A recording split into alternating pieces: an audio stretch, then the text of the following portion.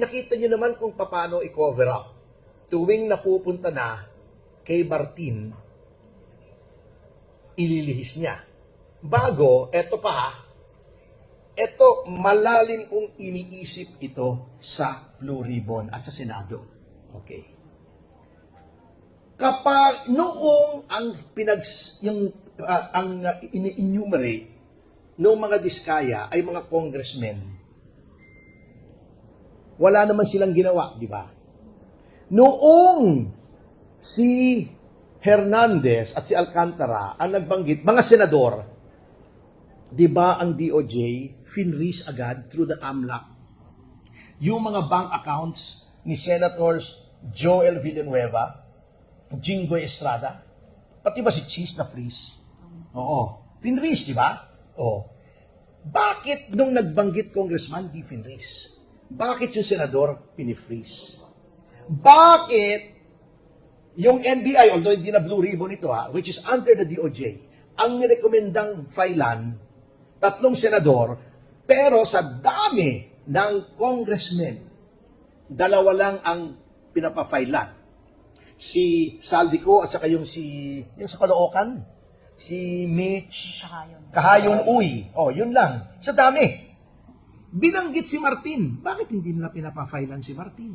Yung ibang congressman, ang daming binanggit ni Diskaya. Di ba? Oo. Since na-mention mo kanina na parang more na lang yung investigation of government on platinum novelist. And then you said nga na that being DOJ was with the NCI yesterday. For the record po, nilinawan po tayo na hindi na credible, hindi independent pinanong investigation.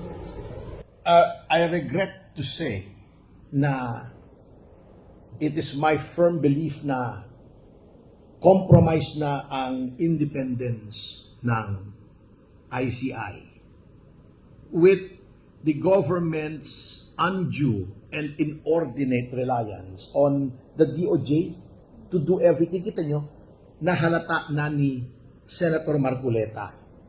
Blue Ribbon, bakit nandoon lagi si DOJ Secretary? Di ba sabi nga niya, investigative arm na ba tayo ng DOJ? Bakit iniimbita yung DOJ Secretary? Di ba? Bakit dadalaw yung DOJ Secretary sa ICI? Bakit laging kasama si Secretary Dizon sa mga yung mga anong tawag doon, yung mga ocular inspection? Hindi ba the Secretary, all the members of the cabinet are alter egos of the President? Bakit nandoon ang alter ego ng President with members of a commission that is supposed to be independent? Di ba?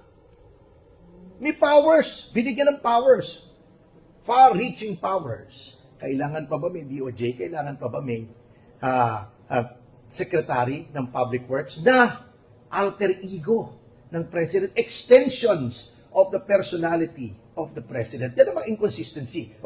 SMNI, di ba sinasabi nila, yung mga pumunta daw doon sa compound ng Kingdom, walang barel. Di ba kita sa video may mga barel? Ganyan ang pamahalaan natin. You cannot rely on this administration to tell the truth. Puro panliling lang. They say one thing but do another. Yan po ang nakalulungkot sa kasalukuyang administrasyon. Thank you po.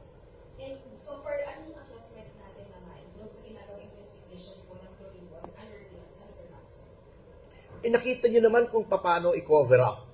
Tuwing napupunta na kay Martin, ililihis niya. Bago, eto pa ha, eto malalim kong iniisip ito sa Blue Ribbon at sa Senado. Okay. Kapag noong ang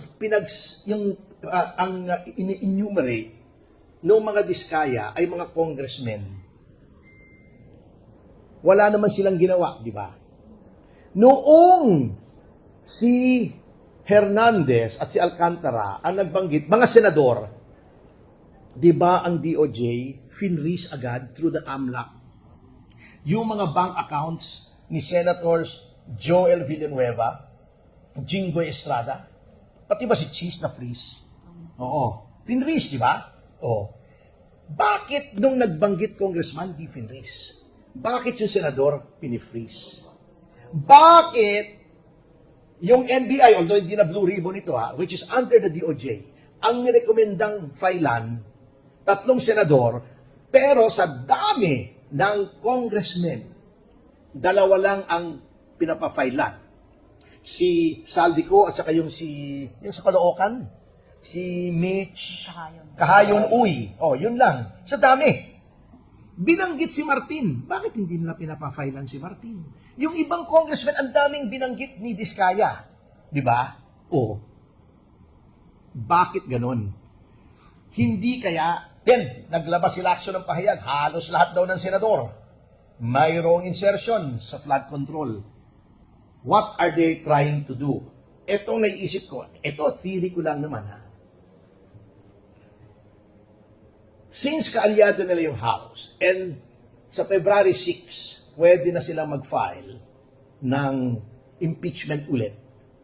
Pinoprotektahan nila yung House. Ang ginawa nila, they put a sword of Damocles over the heads of these senators na magtatry ng impeachment complaint kung may bago. Parang sinasabi nila, sinama pa nila si Bong Revilla, hindi porket senador ka, hindi ka makukulong. Hindi ba nakulong si Jinggoy? O, di ba? Nakulong si Juan Ponce Enrile. Di ba? Di ba nakulong si Bong Revilla kahit senador?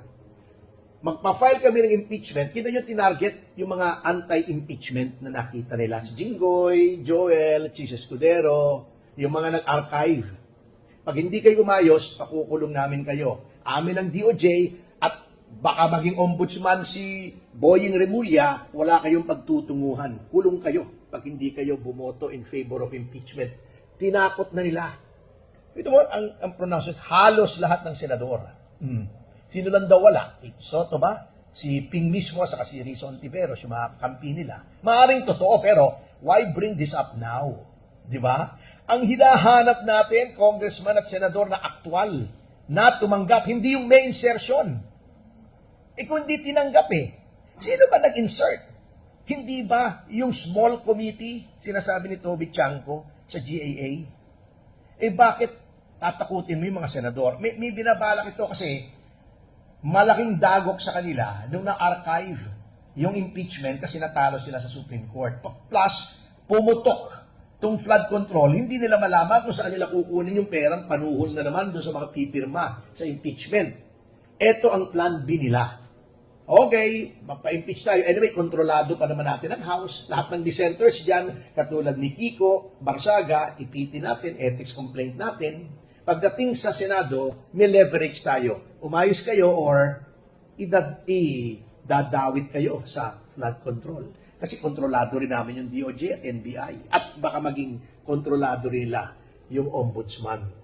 So nakikita nyo na yung laro Kasi when you look at it, chess player ako you have to look at the board, mga 7, 8 moves ahead.